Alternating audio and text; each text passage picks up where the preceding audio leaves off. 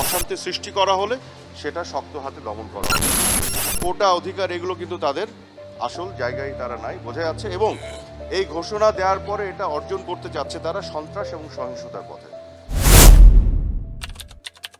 মোহাম্মদ আলী আরাফাত বৈষম্যবিরোধী ছাত্র আন্দোলনের সময় আন্দোলনকারী শিক্ষার্থীদের সন্ত্রাসী, জঙ্গি ও মাদকাসক্ত আখ্যা দিয়ে বিতর্কিত ও সমালোচিত হয়েছিলেন।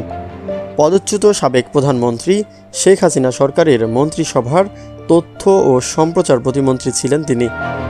27 আগস্ট মঙ্গলবার বিকেলে রাজধানীর গুলশান এলাকা থেকে সাবেক এই তথ্য প্রতিমন্ত্রীকে গ্রেপ্তার করেছে আইনশৃঙ্খলা বাহিনীর সদস্যরা।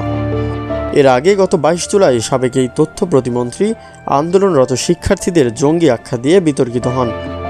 গত নির্বাচনের আগে কয়েক বছর ধরে আওয়ামী লীগের হয়ে নানা বুদ্ধিবৃত্তিক কাজে যুক্ত ছিলেন আরাফাত। টকশোতে কথা বলতেন আওয়ামী লীগ সরকারের পক্ষে। 2022 সালের ডিসেম্বরে প্রথমবার আওয়ামী লীগের কেন্দ্রীয় কমিটির নির্বাহী সদস্য হন তিনি। গত বছরের জুলাইয়ে ঢাকার অভিজাত এলাকা হিসেবে পরিচিত ঢাকা 17 আসনের উপনির্বাচনে বেসরকারিভাবে নির্বাচিত হন আওয়ামী লীগের প্রার্থী মোহাম্মদ আলী আরাফাত। পরে দ্বাদশ জাতীয় নির্বাচনে সংসদ সদস্য হয়ে শেখ হাসিনা সরকারের মন্ত্রিসভার তথ্য ও সম্প্রচার প্রতিমন্ত্রীর দায়িত্ব পান।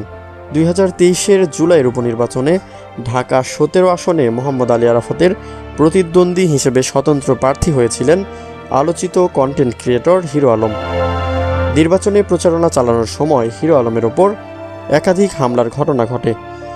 মোহাম্মদ আলী আরাফাতের বিরুদ্ধে অভিযোগ, তার প্রধান প্রতিদ্বন্দ্বী আলোচিত কন্টেন্ট ক্রিয়েটর হিরো আলমের ওপর হামলার ঘটনা তিনি ঘটিয়েছিলেন। হিরো আলমের দাবি ছিল আরাফাতের নির্দেশেই তার ওপর হামলা করা হয়েছিল। সাবেক প্রধানমন্ত্রী শেখ হাসিনা পদত্যাগ করে দেশত্যাগের পর অন্যান্য আওয়ামী নেতার মতোই আত্মগোপনে ছিলেন আরাফাত।